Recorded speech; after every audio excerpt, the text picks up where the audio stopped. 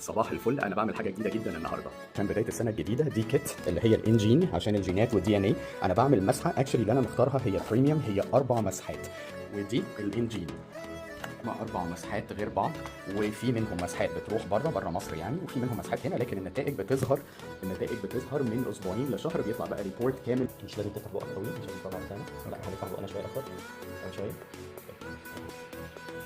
حبيت بس اوضح نقطه عشان ما يحصلش، عشان في لبس ما بين حاجتين.